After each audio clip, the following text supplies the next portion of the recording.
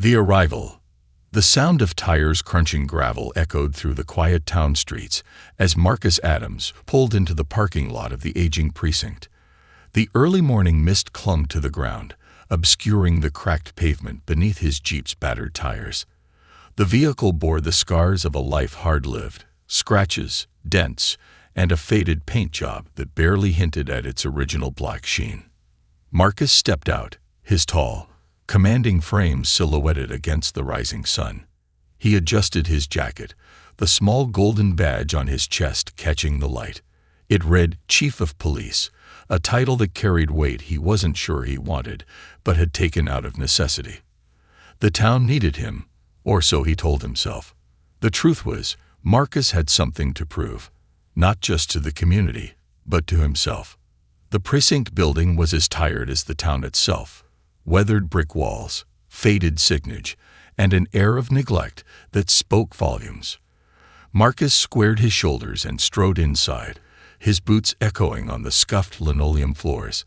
The faint smell of stale coffee and old paperwork greeted him, mingling with the faint undertone of unease that hung in the air. Behind the front desk, a young officer with a nervous demeanor looked up, startled by Marcus's sudden appearance. "You're the new chief, right?" the officer stammered, standing abruptly. "Marcus Adams," Marcus confirmed with a nod, his deep voice steady. "And you are?" "Officer Claire Bennett," she replied, fumbling with a clipboard. "Welcome to the department." Marcus glanced around, taking in the outdated equipment and the lethargic energy of the precinct. A few officers loitered in the hallways, their conversations ceasing the moment they noticed him. Their eyes lingered, a mixture of curiosity, skepticism, and barely veiled defiance. "Thank you, Officer Bennett," Marcus said, his tone formal but not unkind. "Where's the captain's office?" "Second floor, end of the hall," Bennett replied, pointing toward the stairwell. Marcus nodded and made his way up, each step feeling heavier than the last. The second floor was quieter, the hallways lined with dusty plaques and faded photographs of past chiefs. At the end of the hall, he found the office, its door slightly ajar. He pushed it open and stepped inside. The room was small and utilitarian, with a desk piled high with papers and a filing cabinet that looked as though it hadn't been opened in years. Marcus dropped his bag on the floor and sat down, surveying the space that would serve as his command center. It wasn't much, but it would do. He powered up the desktop computer on the desk, the old machine groaning to life. As he navigated the outdated interface, he pulled up personnel files, incident reports, and complaints. The scale of the dysfunction was staggering. Complaints of excessive force, misconduct, and corruption filled the pages, many marked as resolved with little to no follow-up. Marcus leaned back in his chair, his mind racing. He had expected challenges, but this was worse than he had imagined. The department wasn't just broken, it was rotten to the core. A knock at the door pulled him from his thoughts. Officer Bennett stood in the doorway, holding a steaming cup of coffee. "Thought you might need this," she said, setting the cup on his desk. Marcus smiled faintly. "Thanks, Bennett. What's the general mood around here?" She hesitated, glancing toward the hallway. "Honestly, Chief, most of the officers aren't thrilled about an outsider coming in, especially not with orders to clean house. Some of them, well, they're not going to make it easy for you."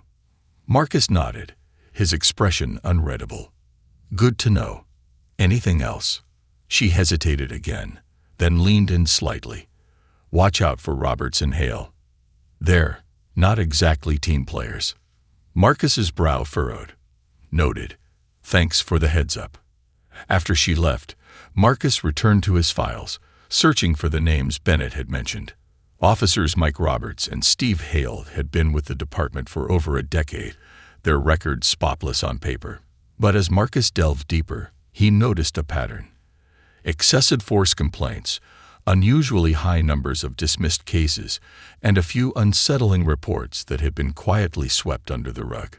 The day passed in a blur of meetings, introductions, and uneasy glances from his new team. By evening, Marcus was exhausted, but no less determined.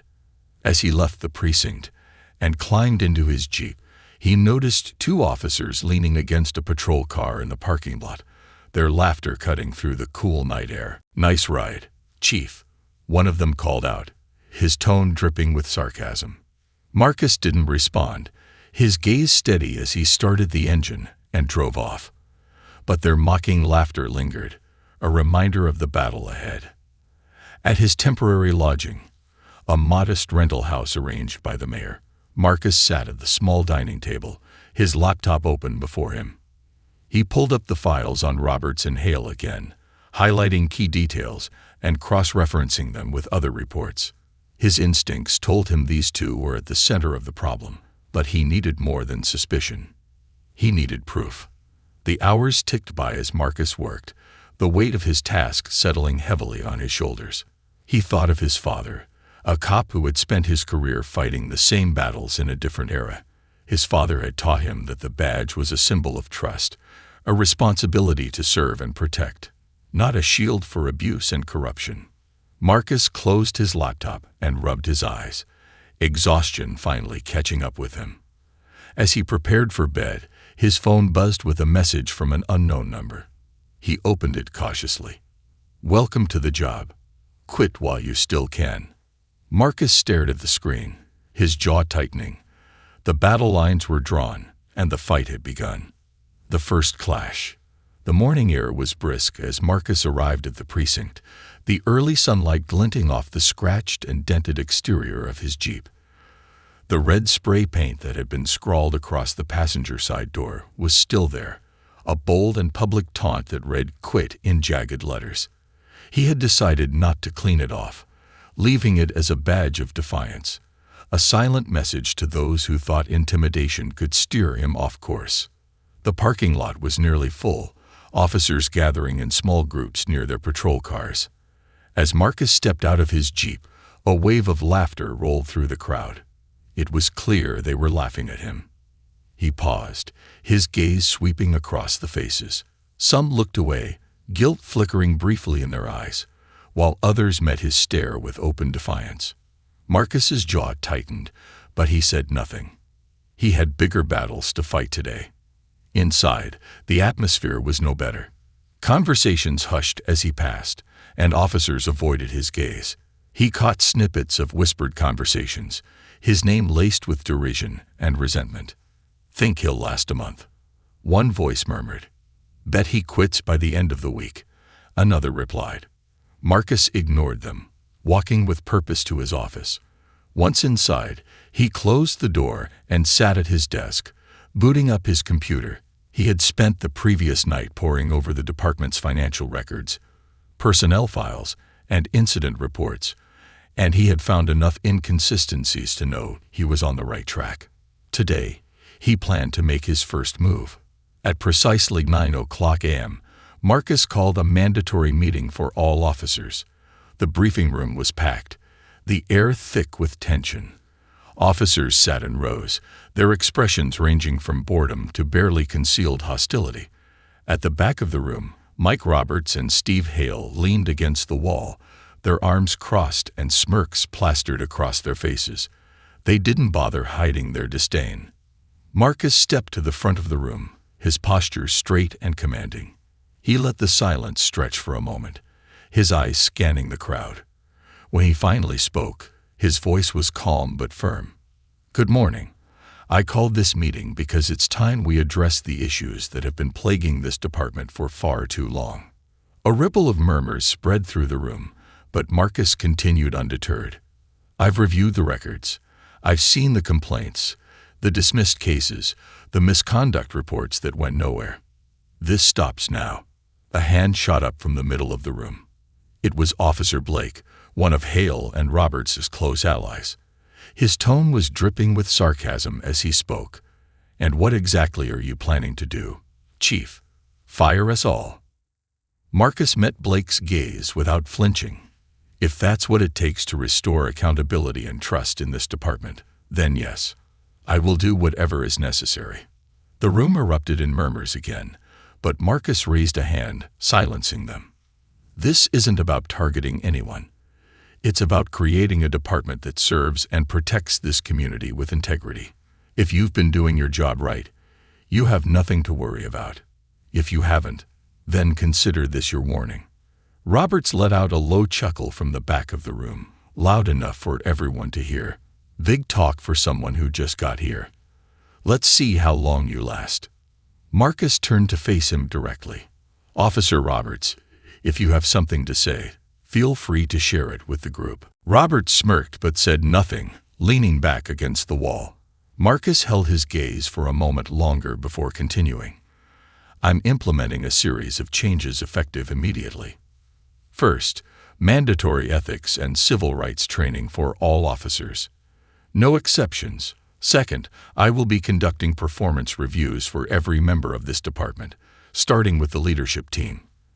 And finally, I will be reviewing all open and recently closed cases to ensure they were handled properly." The room was silent, but the tension was palpable. Officers exchanged glances, their discomfort evident. "Dismissed," Marcus said, stepping away from the podium. As the officers filed out, Marcus caught Roberts muttering something to Hale, who laughed loudly in response. Marcus's fists clenched at his sides, but he forced himself to stay calm. He wasn't going to let them bait him. Midday ambush. Around lunchtime, Marcus decided to inspect the precinct grounds. He walked through the hallways, stopping to speak with officers where he could, but most conversations were terse. He found himself in the break room, where a group of officers sat around a table, their conversation halting the moment he entered. "Chief," one of them said, nodding stiffly. "Afternoon," Marcus replied, grabbing a cup of coffee from the pot. He leaned against the counter, sipping the bitter liquid, and observed the group. The silence was deafening, the tension thick enough to cut. "Don't let us interrupt you," Marcus said, his tone dry. "Go ahead and finish your discussion." The officers exchanged uneasy glances, but one of them, a younger officer named Sanchez, cleared his throat. "We were just talking about the training sessions, Chief. Some of the guys think they're unnecessary." Marcus set his cup down, his gaze steady. "And what do you think, Sanchez?"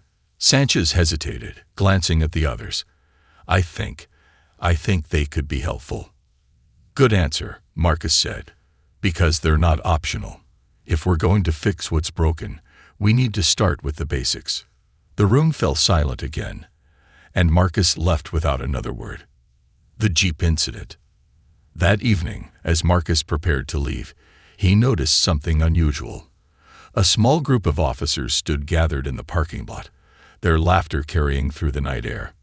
Curious and slightly wary, Marcus walked out to investigate. When he reached his Jeep, his stomach tightened.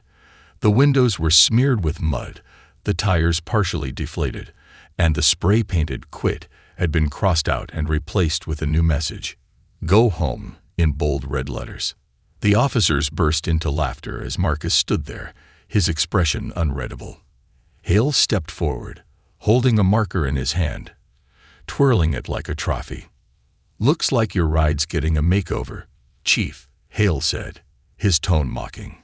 Marcus didn't react. He stared at Hale, his eyes cold and steady. The laughter faltered slightly, the weight of Marcus's gaze cutting through their bravado. "Done?" Marcus asked, his voice calm. Hale shrugged. "Just having a little fun." Marcus stepped closer, his voice dropping low enough that only Hale and Roberts could hear. "You think this intimidates me? You think this is going to make me back down?" Hale smirked, but Marcus could see the flicker of uncertainty in his eyes. "Let me make one thing clear," Marcus continued, his tone sharp. "This department is going to change, with or without you. You can either get on board or get out. But if you think I'm leaving, you're sorely mistaken." The crowd fell silent as Marcus turned and climbed into his vandalized Jeep. He drove off, the weight of the confrontation settling heavily in his chest. But despite the anger simmering beneath the surface, he felt a renewed sense of purpose. This was just the beginning. The breaking point. The air was thick with tension, as Marcus parked his battered Jeep outside the precinct. The red spray-painted "Go Home" mocked him from the driver's side door. He stepped out, his polished boots crunching against the gravel, his shoulders square despite the long shadow of resistance looming over him. The town was waking up around him, but inside the precinct, Marcus knew the battle lines were already drawn. He glanced toward the patrol cars lined up neatly in the lot, their pristine conditions starkly contrasting the state of his Jeep. A small cluster of officers loitered near the entrance, their laughter cutting through the still morning air. Marcus's gaze locked on them, and the laughter abruptly stopped. One of them, Mike Roberts, smirked, but said nothing. Marcus climbed the steps to the precinct, his boots echoing loudly. Inside, the energy was no better. Conversations halted as he passed, eyes darting away or narrowing in open defiance. He moved with purpose, heading straight for his office. Today was the day he would confront the corruption head-on. A quiet warning. Marcus barely had time to sit when his office door opened.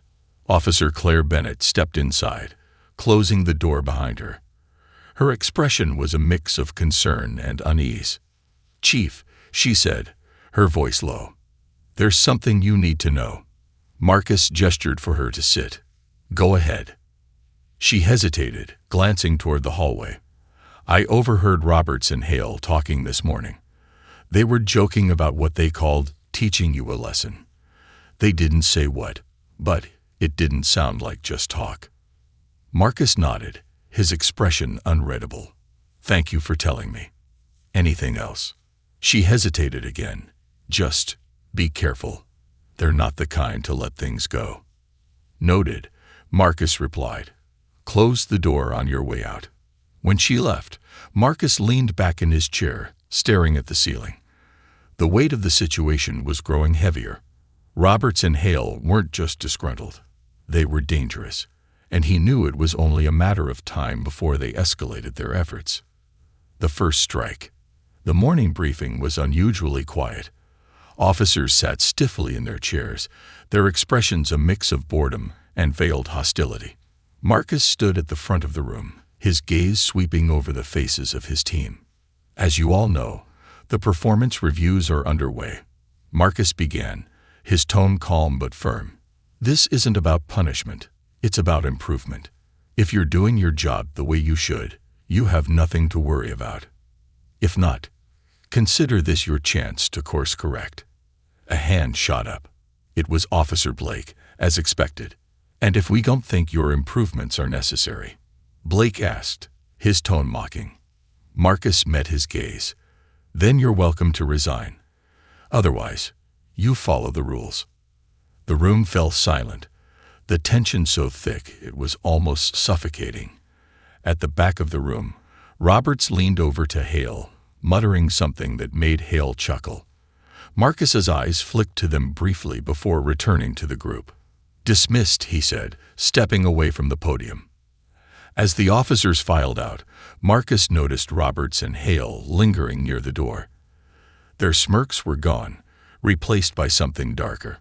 They didn't say a word, but their message was clear. This wasn't over. The incident. That afternoon, Marcus received an urgent call from dispatch. There was a disturbance at a local diner, a fight between two men that had escalated into a full-blown brawl. Marcus grabbed his radio and headed out, arriving at the scene just as Roberts and Hale were pulling up in their patrol car. The diner was in chaos. Tables were overturned, shattered glass littered the floor, and the two men were still grappling with each other, oblivious to the officer's arrival. Marcus stepped inside, his presence immediately commanding attention.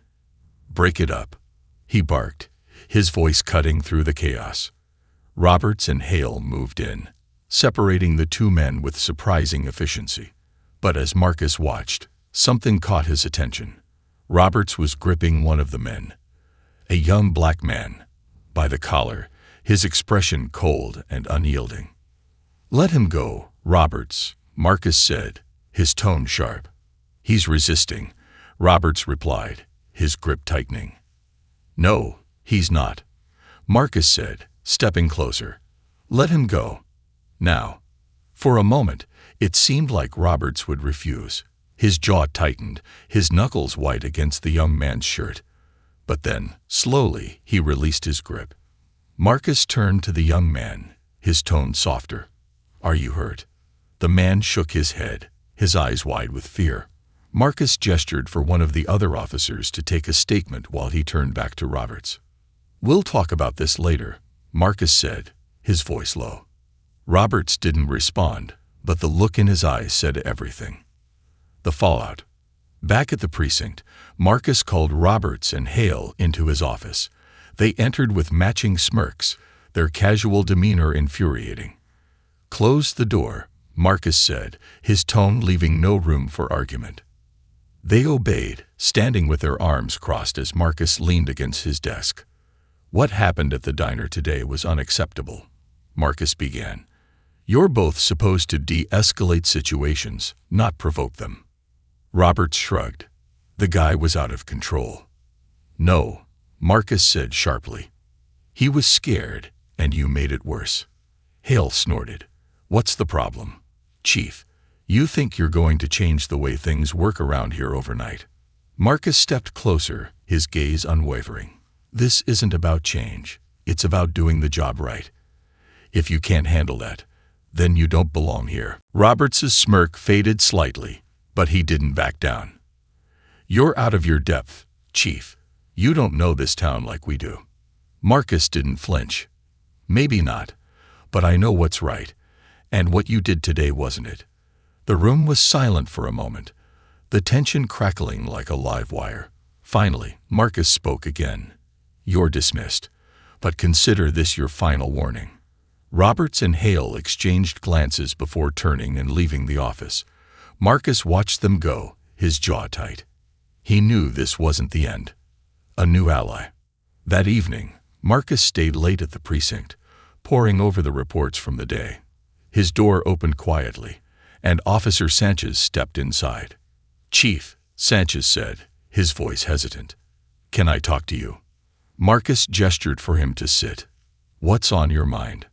Sanchez fidgeted with his hands. I wanted to say I think you're doing the right thing. It's not easy, but it's necessary." Marcus studied him for a moment, his expression softening. "Thank you, Sanchez. That means a lot." Sanchez hesitated, then added, "There's something else. I've been hearing things. Roberts and Hale are planning something. I don't know what, but it doesn't sound good." Marcus nodded, his mind racing. "Thanks for letting me know. Keep your ears open, and let me know if you hear anything else." Sanchez nodded and left, leaving Marcus alone with his thoughts. The pieces were starting to come together, and the picture they painted was darker than he had imagined. The calm before the storm. As Marcus drove home that night, the weight of the day pressed heavily on him. He parked his Jeep in the driveway of his modest rental house, the vandalized paint a stark reminder of the resistance he faced. Inside, the house was quiet. Marcus sat at the kitchen table, his laptop open in front of him. He pulled up the department's records, cross-referencing names and incidents. The deeper he dug, the clearer the pattern became. A culture of corruption and abuse that had been allowed to fester for years. His phone buzzed with a message from an unknown number. He opened it cautiously. "You're not welcome here. Leave before it's too late." Marcus stared at the screen, his expression hardening. He deleted the message and returned to his work. He wasn't going anywhere. This fight was far from over. Unmasking the depths of corruption. The sun was barely cresting over the horizon when Marcus Adams arrived at the precinct, his battered Jeep pulling into its usual spot at the far corner of the parking lot. The defiant spray-painted words, "Go home," remained untouched on the door, a silent proclamation of his resolve to stay the course. Today wasn't just another day. Today was the day he intended to pull back the curtain on the corruption festering within the department. Inside, the precinct buzzed with activity. Conversations died as Marcus entered, and the officers' gazes flicked to him before quickly shifting away. Marcus was used to it now, the tension and animosity like static in the air. He walked straight to his office, the door closing behind him with a definitive click. On his desk was a manila folder filled with documents he had compiled over the past few weeks: financial irregularities, complaint reports, and incident summaries. Each piece of paper was a thread in the web of misconduct and abuse that Roberts, Hale, and a handful of others had woven over the years. But today, Marcus had something new, something that could shift the tides. The anonymous tip. The night before, Marcus had received an email from an anonymous sender. The subject line simply read, "They're lying to you."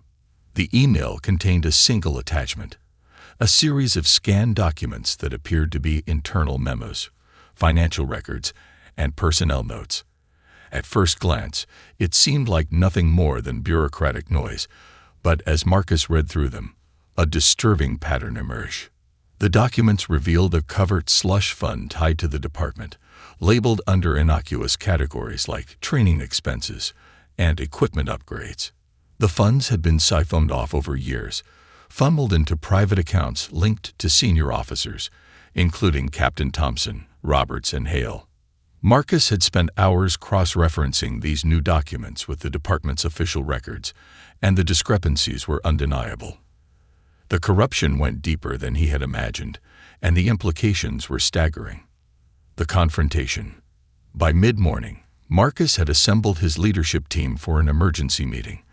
The room was uncomfortably crowded, with senior officers seated at the table and other staff standing along the walls. Captain Thompson sat near the head of the table, his expression neutral but his eyes watchful.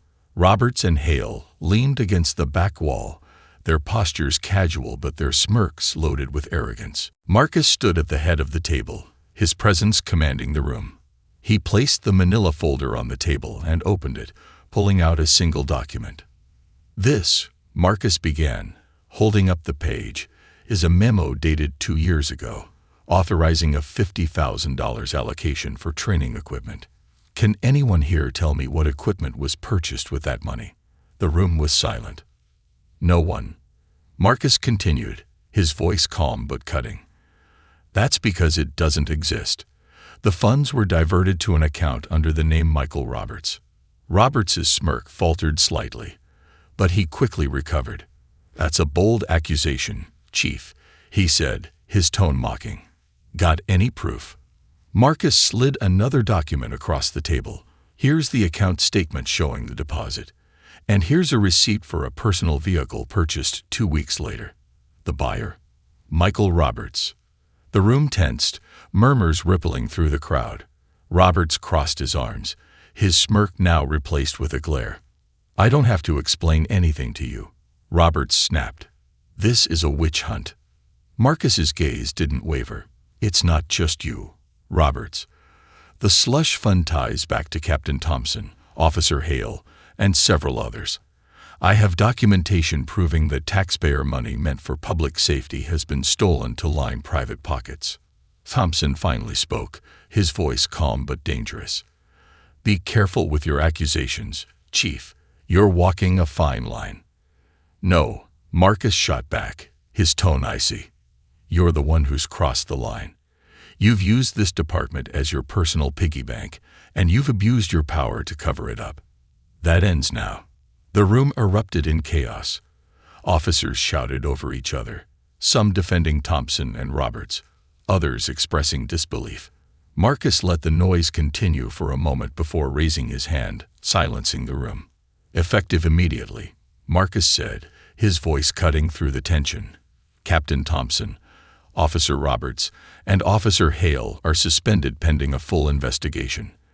All other officers implicated in this corruption will be placed on administrative leave."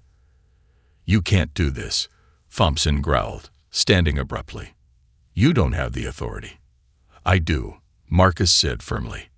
"And I will." The fallout. As the meeting ended, Thompson stormed out, slamming the door so hard the glass rattled. Roberts and Hale followed, their expressions dark with fury. The remaining officers looked uneasy, some murmuring among themselves, while others stared at Marcus with newfound respect, or fear. Marcus returned to his office, closing the door behind him. He sank into his chair, exhaustion washing over him. He knew this was only the beginning. The investigation would be messy, and the pushback would be relentless.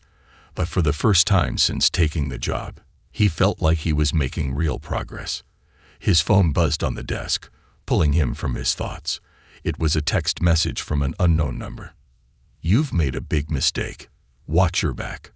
Marcus stared at the screen, his jaw tightening. He deleted the message and leaned back in his chair. The threats didn't scare him. They only strengthened his resolve. A glimmer of support. That evening, as Marcus prepared to leave, Officer Sanchez appeared at his door. "Chief," Sanchez said, stepping inside, "I just wanted to say, what you did today took guts. A lot of us are behind you, even if we're too scared to say it." Marcus offered a small smile. "Thank you, Sanchez. That means a lot." Sanchez hesitated before adding, "Be careful, though. Roberts and Hale, they won't go quietly." "I know," Marcus replied, "but neither will I." The long night. Marcus drove home in silence, the events of the day replaying in his mind. He parked his Jeep in the driveway and sat there for a moment, staring at the faint glow of the porch light. He had taken the first major step in dismantling the corruption that had plagued the department, but he knew the fight was far from over. Inside, the house was quiet. Marcus sat at the kitchen table, his laptop open in front of him. He pulled up the documents he had compiled, cross-referencing names and dates, searching for any connections he might have missed. The deeper he dug, the more he realized just how entrenched the corruption was. His phone buzzed again. Another text from an unknown number. "This isn't over." Marcus stared at the message, his expression hardening. "You're right," he muttered under his breath. "It's not." He deleted the text and returned to his work. The night stretched on, the hours slipping by as Marcus prepared for the battles yet to come. The tipping point. Marcus stood at the edge of the precinct's parking lot, the early morning sunlight catching the subtle shine of his still-dented Jeep. It had become a symbol of resilience to him, a testament to the very fight he was waging. The spray-painted messages had long been scrubbed away, but the scars remained. Every time he slid into the driver's seat, it was a reminder of what was at stake, of the sacrifices ahead. The more he drove it, the less the damage seemed to matter. It wasn't the state of the Jeep that mattered. It was the state of the department. As Marcus walked toward the entrance of the building, his eyes were drawn to the officers gathered in small groups. The tension was thick, palpable in the air, like an unspoken war brewing under the surface. The message he had delivered in the last meeting, that change was coming whether they liked it or not, had spread like wildfire throughout the precinct. He could feel it in every furtive glance, in every whispered conversation that halted the moment he walked by. Some were still skeptical, some hostile, and some afraid. But there was also something else in the air, a shift. The unrelenting pushback from Roberts, Hale, and Thompson had made one thing clear. This was the last stand for the old guard. Inside the building, the normal hum of activity was absent. It felt quieter than usual, and that quiet was unnerving.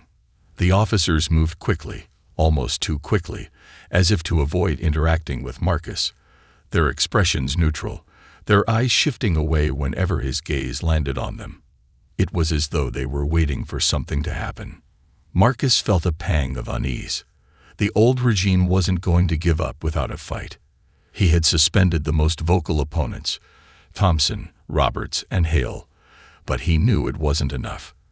The rest of the department had to know this wasn't just a one-off reshuffle. This was a revolution in the making, and revolutions were never without consequences. He walked straight to his office, the door closing behind him with a finality that echoed through the hollow space. The brief silence allowed him a moment of peace before the storm that was surely coming. He dropped his bag on the desk and sat, rubbing his temples. The documents he had uncovered, corruption, financial misconduct, abuse of power, had been damning enough. But the hardest part was yet to come, exposing those who had kept the system running smoothly for years at the cost of justice. A new threat emerges. His phone buzzed. It was a message from Sanchez, the officer who had quietly shown support for him since the beginning. Marcus opened the text. "You're being targeted.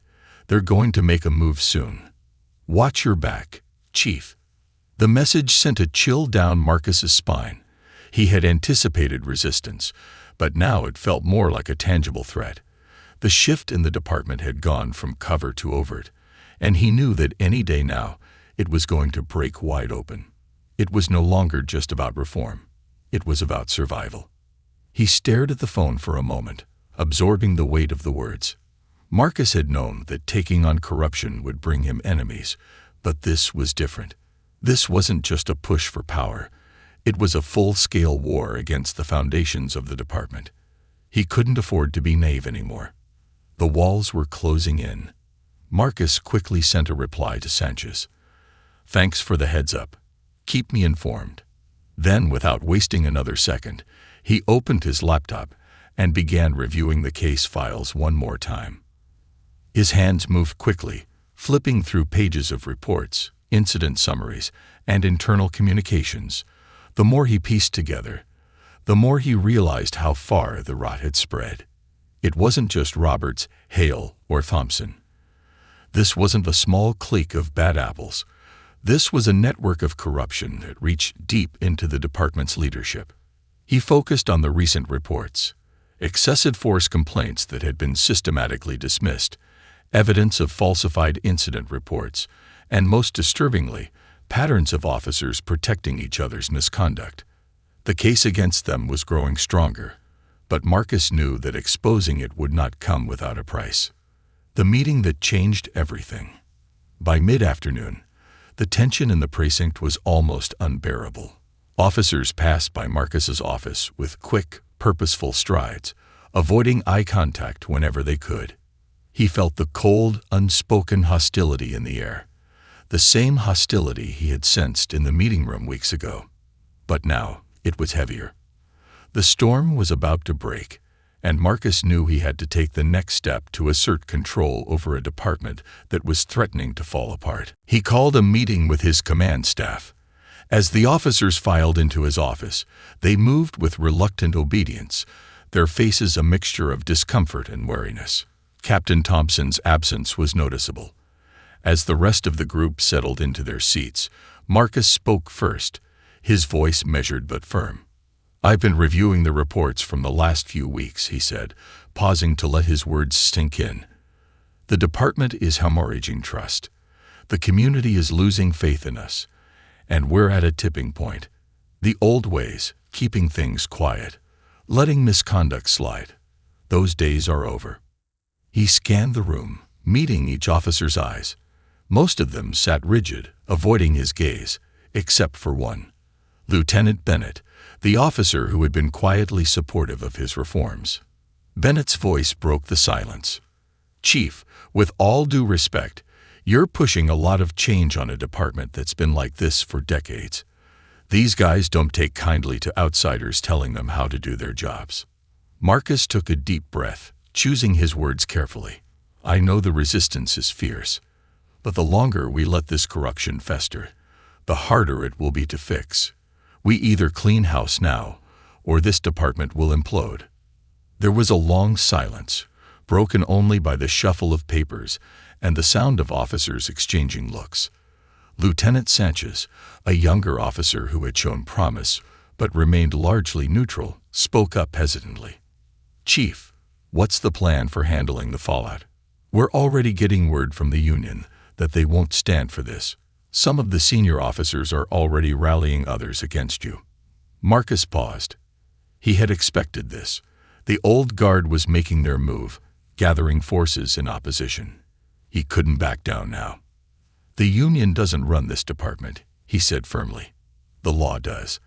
And the law says that misconduct has consequences. If anyone doesn't like that, they can leave." Roberts and Hale had made their move. The union was backing them. The pressure was mounting. But Marcus was resolute. The confrontation. Later that evening, as the sun dipped below the horizon, Marcus was alerted that Roberts and Hale had returned to the precinct. They were back, and they weren't there for any good reason. A whisper had gone through the ranks. Roberts and Hale were trying to organize the officers to defy Marcus's authority outright. By the time Marcus stepped into the bullpen, the tension was already palpable. Roberts and Hale stood by the lockers, speaking in low tones, their words laced with contempt. As soon as they noticed Marcus, their heads snapped up, their eyes burning with resentment. The atmosphere was thick with hostility. Marcus walked toward them without hesitation. His voice was calm, but it carried the weight of his resolve. "I've given you both enough chances to do the right thing," he said. "You're suspended. I've had enough of your games." Roberts scoffed, his face twisted into a grin. "You're making a big mistake, Chief. We have more support than you think. You'll be the one out of a job, not us." Hale stepped forward, his posture aggressive. "You don't understand what you're up against. This precinct isn't yours to run. It's ours. And if you keep pushing, you'll regret it." Marcus's pulse quickened, but he kept his composure. He knew what they were trying to do, provoke him into making a rash decision, a mistake that could cost him everything. But Marcus wasn't about to give them the satisfaction. "You're done here," Marcus said, his voice unwavering. "You'll be gone by morning, and I won't back down." Roberts and Hale exchanged a glance, the smirks fading. For a brief moment, Marcus saw the fear beneath their bravado. But then they straightened up, turning their backs on him. "We'll see about that, Chief," Roberts muttered as they walked out, leaving Marcus standing alone in the bullpen, the weight of the challenge ahead pressing heavily on his shoulders. A desperate move. Marcus sat in his office later that night, his fingers idly tapping the desk. His thoughts were racing. The union was rallying behind Roberts and Hale, and the corruption within the department was deepening. He had a choice to make: move against them now, or risk losing everything. But the more he thought about it, the clearer it became. This was bigger than his job. It was about restoring the trust that had been shattered. Marcus knew that the coming days would be decisive. The department was at a crossroads, and he was the only one who could lead it out of the darkness. But the storm was gathering, and he was ready to face it head-on. The final reckoning. The clock on Marcus Adams' office wall ticked loudly in the silence of the room, a constant reminder of the time slipping away as he prepared for the next battle. The files on his desk were stacked high: documents, case notes, internal memos, and investigative reports, all spilling over the edges. His eyes moved from one to the other, the weight of the mounting evidence heavy on his mind. But despite the crushing pressure, one thing was clear: he couldn't turn back now. For the past several weeks, Marcus had been quietly compiling the case against the officers involved in the corruption: Roberts, Hale, Thompson, and their supporters. Each piece of evidence, each testimony from civilians who had been wronged, was a step closer to bringing the entire system to justice. But it had come at a cost. The resistance had grown stronger. Rumors of a mutiny had started to spread. The union, the lifeblood of the department, was threatening to pull its support. Marcus was no longer just the outsider trying to make a change. He was the target of a full-on rebellion, and his enemies were closing in from every direction. The shift in power. It was early morning when Marcus received the call. The voice on the other end was low, urgent, and filled with apprehension. "Chief, it's happening. Roberts, Hale, and some of the others. They're organizing. They're pushing the union to demand your resignation. Word is they've got enough support to make it happen," Sanchez reported, his voice tight with concern. Marcus leaned back in his chair, absorbing the information. He had anticipated this. The old guard had been rallying for weeks, but now it was official. The rebellion was in full swing. The union was about to put forth a vote of no confidence, and if it passed, Marcus would be forced out. But this wasn't just a political move. It was personal. His ability to lead had been challenged, and now his very position was at risk. "I'm aware," Marcus said, his voice steady. "But this isn't about me. This is about what's best for this department. I'm not backing down. Sanchez was silent for a moment. I understand, Chief. Just be careful. They're not playing fair. They've already gone to the press. They're trying to make you look bad, drag your name through the mud.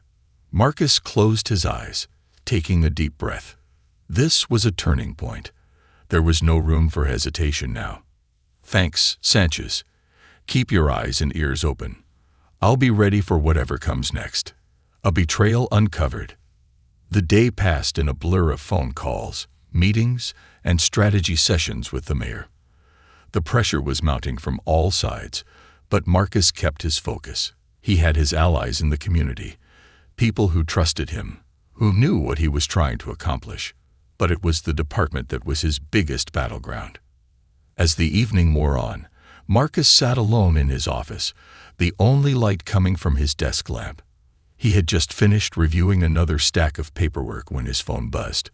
It was an encrypted message from an anonymous source. They're moving against you. Roberts has compromised someone in the union. They've got the votes. But there's a way out. Use the files. Marcus stared at the message, his mind racing. The files. The ones he had been compiling for weeks. It was a clear invitation to escalate, to expose the full extent of the corruption in the department. He had been careful, keeping things under wraps, not wanting to expose everything all at once. But if Roberts had already secured the union's support, it might be too late to play it safe. He opened his laptop and began digging through the files again, piecing together the information he had gathered. And then he found it. A series of emails between Roberts, Hale, and several senior officials within the union. They were planning a coordinated strike against Marcus, setting the stage for a smear campaign, using fabricated reports and false allegations of misconduct to discredit him. The betrayal was worse than he had imagined.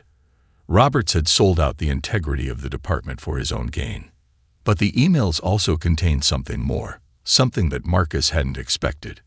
There were references to bribes, money being funneled into offshore accounts, and several local businesses being extorted for cash in exchange for favorable police action. This was the key. This was what he needed. The press conference. By the time Marcus had gathered enough evidence, the union's vote of no confidence had been scheduled. The press had been notified. The storm was coming, and he was at the center of it.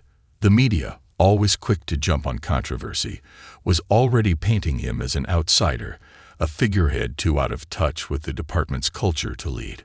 Marcus knew this was his moment, and if he handled it wrong, everything he had worked for would come crashing down. At noon, Marcus called a press conference. His office was a flurry of activity as the media filled the room. Cameras flashed, and reporters jockeyed for position, eager to get the story. Marcus stepped up to the podium, his eyes scanning the sea of journalists before him. He could feel the weight of the moment pressing on him. His reputation, his career, and the future of the department all hung in the balance. "Thank you all for coming," Marcus began, his voice strong but calm. "I called this press conference to address the recent attempts to undermine my position as chief of police. These attempts are not just personal. They are an attack on the very foundation of our department." The reporters murmured amongst themselves, but Marcus held up a hand, silencing them. "For the past few weeks, I've been investigating the misuse of public funds, the abuse of power, and the corruption that has taken root in the ranks of this department. Today, I am ready to reveal the truth." With a quick motion, Marcus slid a stack of documents onto the podium, the evidence of the department's systemic corruption, bribes, money laundering, extortion, spread out before the cameras. He opened a file and held up a document. "This is the first of many," he said, his voice firm. "This is a list of officers and union members who have been involved in illicit activities, taking bribes from local businesses and using their positions to extort money from the community. This is not an accusation. These are facts, backed by emails, financial records, and personal testimonies." The room went silent. The reporters leaned forward, their pens moving furiously as Marcus detailed the corruption he had uncovered. He explained how Roberts, Hale, and others had worked to protect their interests, how they had manipulated the department for their own gain. He revealed the hidden slush funds, the off-the-books transactions, and the extensive network of corruption that reached all the way to the union. "This is the reality we're dealing with," Marcus said, his voice growing more resolute. "I didn't come here to tear down the department. I came here to fix it. But I can't do that without the support of those who believe in what's right." The aftermath. The fallout from the press conference was immediate and intense. The union, desperate to save face, launched a counteroffensive. They called for an emergency vote, threatening legal action against Marcus. The media quickly shifted from covering the evidence Marcus had laid out to speculating on the fallout and questioning his leadership. But despite the noise and the chaos, Marcus didn't back down. His allies in the community rallied around him, and slowly, the tide began to turn. City council members began demanding accountability from the union. Public opinion began to shift, and the support Marcus had quietly built within the department started to show itself. Officers who had remained silent up until now began to speak out, supporting Marcus's efforts to clean house and restore integrity. But the battle was far from over. The final stand. In the days that followed, Marcus continued his fight, meeting with community leaders, working with the mayor to bolster public support, and dealing with internal resistance at every turn. Roberts and Hale, despite being suspended, continued to stir the pot, pulling strings from the sidelines. But Marcus wasn't worried anymore. He had made his move, and now the entire department was watching. The old guard's grip was slipping, and there was nothing they could do to stop it. It was in the quiet of his office, late one night, when Marcus knew the war was almost won. He looked out the window, watching the city lights flicker against the dark sky. There was still much to be done, but for the first time, he allowed himself a moment of peace. The department was broken, yes, but it could be fixed. Marcus Adams had come to rebuild, and he wasn't going anywhere. Days passed after Marcus's bombshell press conference, and while the immediate chaos seemed to settle, the undercurrent of tension remained. The city was divided. Some hailed Marcus as a hero for exposing the corruption that had long been buried beneath the surface, while others viewed him as an outsider who had thrown the department into disarray. But what couldn't be denied was that change was on the horizon. The union's attempt to oust Marcus from his position had failed.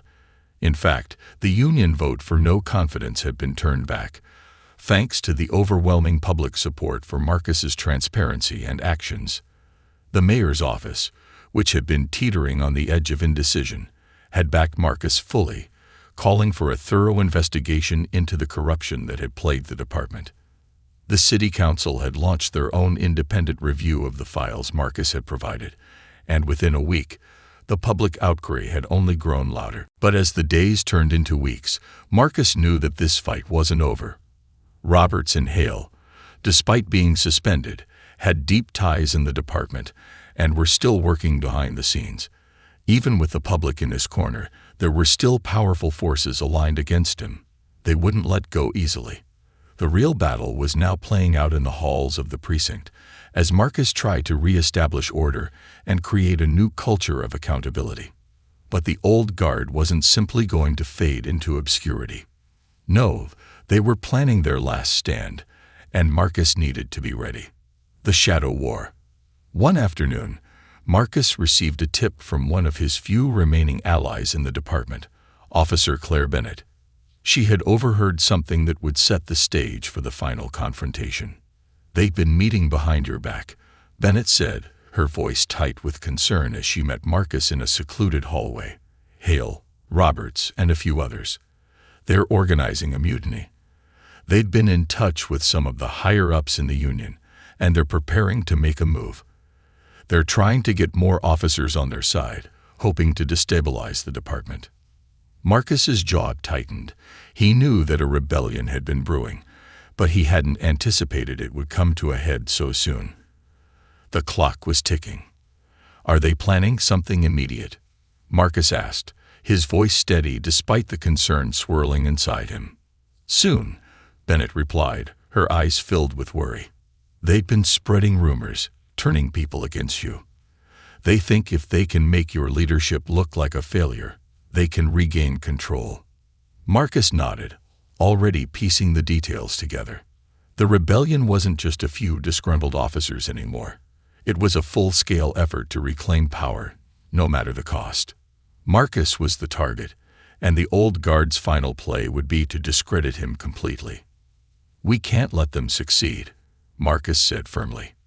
"Prepare for what comes next, keep me informed, and be ready to act if things go sideways." Bennett gave a sharp nod before walking away, leaving Marcus alone with his thoughts. He could feel the weight of the fight closing in on him, the pressure of having to not only root out corruption, but also rebuild a department fractured beyond recognition.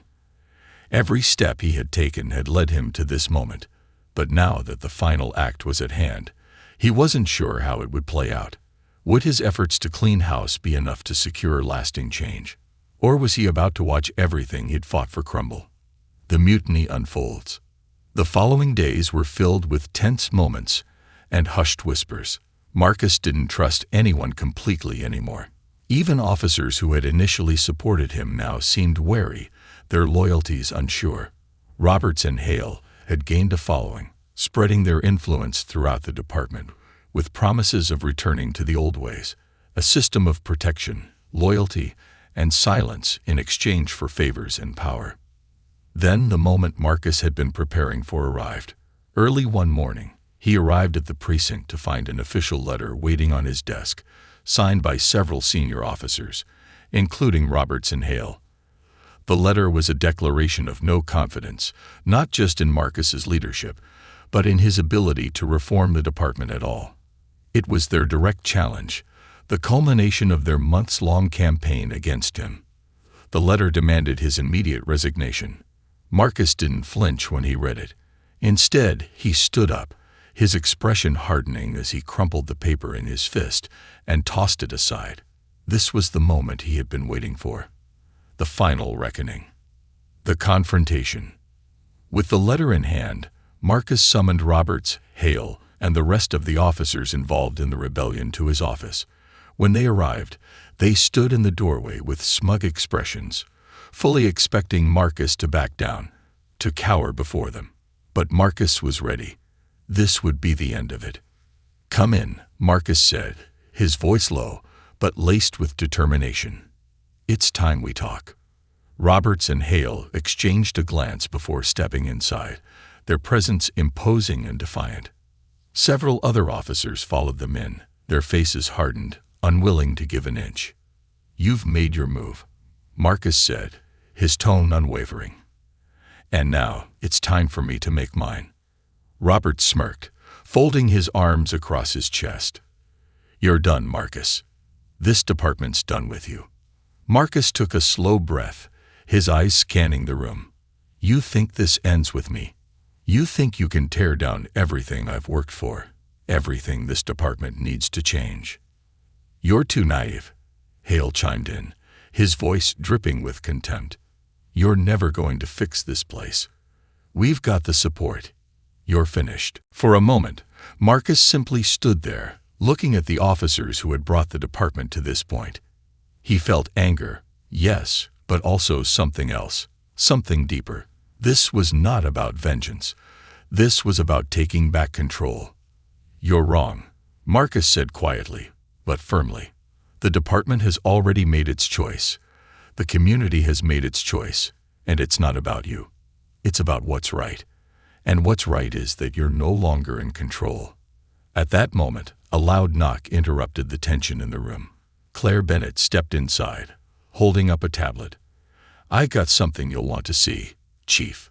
She tapped the screen, and suddenly, the entire room was filled with the damning evidence Marcus had gathered. Email chains, video footage, financial records, every piece of the puzzle that had exposed the corruption. And it was all on display for the officers to see. Roberts's face fell, his smirk evaporating as he realized that the game was up. Hale looked stunned, his mouth hanging open as the evidence unfolded before him. The others in the room stood frozen, their expressions flickering between shock and disbelief. "You tried to protect your own, hide behind your lies," Marcus said, his voice resolute. "But the truth always comes to light." The room was still. No one moved.